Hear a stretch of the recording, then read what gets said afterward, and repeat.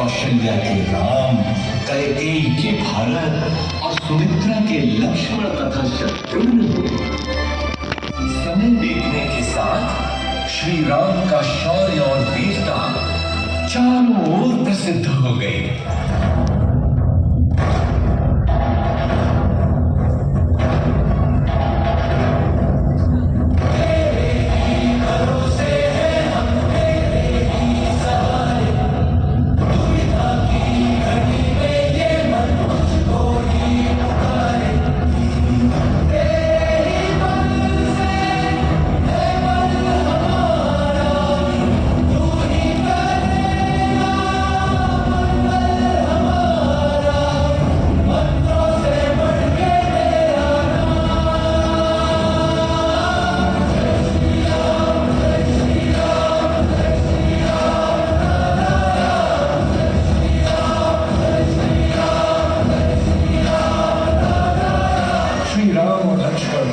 महर्षि विश्वामित्र अपने साथ मिथिला ले गए,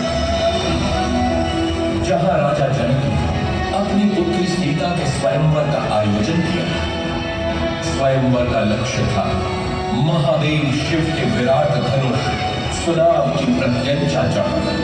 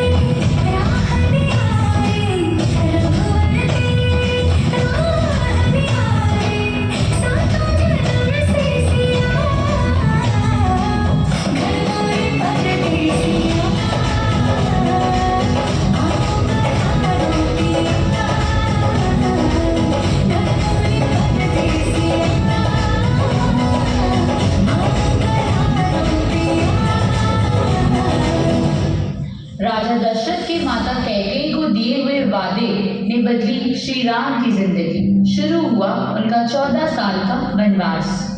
राम जी विश्राम कर रहे थे। पास ही सीता जी गरिमा के साथ बैठी थी, राम जी की ओर देख रही थी। उनसे थोड़ी ही दूरी पर लक्ष्मण सतर्क खड़े थे। उनकी तीखी नजरें चारों ओर घूम रही थी, सदैव अपने प्रिय भाई और भाभी की रक्षा के लिए तत्पर। अचानक शूर्पणखा प्रकट हुई। उसकी आंखें द्वेष से चमक रही थी और उसका दिल काले इरादों से भरा था। शिकारी की तरह शूर्पणखा धीरे धीरे आगे बढ़ी। उसकी नजरें सीता जी पर टिकी थी। लक्ष्मण सदैव सतर्कता के साथ खतरे को महसूस किए। एक ही पल में लक्ष्मण की तलवार ने अपना निशाना साध लिया। शूर्पणखा चीखते हुए पीछे हट गई। उसकी नाक लक्ष्मण के सटीक प्रहार से कट गई। शूर्पणखा अपमानित और क्रोधित जंगल की गहराइयों में भाग गई। शूर्पणखा अपनी नाक कट जाने के बाद अपमान और क्रोध से भरी हुई सीधे अपने भाई रावण के महल की ओर बढ़ी। रावण लंका के अद्वितीय राजा ने उसे देखते ही अपनी बहन की दुर्दशा को समझा। शूर्पणखा ने अपमान और वेदना को रावण के सामने प्रकट किया। रावण की आंखों में एक क्रूर चमक आ गई। उसकी बहन के अपमान और सीता के सौंदर्य की चर्चा ने उसके मन में द्वेष और वासना के बीज बो दिए। रावण के महल में गूंजती उसकी गर्जना ने संकेत दिया कि एक नई और भयानक कहानी का आरंभ होने वाला है। एक ऐसी कहानी जो धरती के भविष्य को बदल देगी। लंका में एक नई योजना का जन्म हुआ था और राम, सीता और लक्ष्मण के शांतिपूर्ण जीवन में एक बड़ा तूफान आने वाला था। स्वामी, पकड़िए ना इसे। यहाँ रहेगा तो मुझे बहुत अच्छा लगेगा। ठीक है सीता। लक्ष्मण, मैं इसे पकड़ता हूँ। यदि दूर गया तो यहाँ का ध्यान रखना।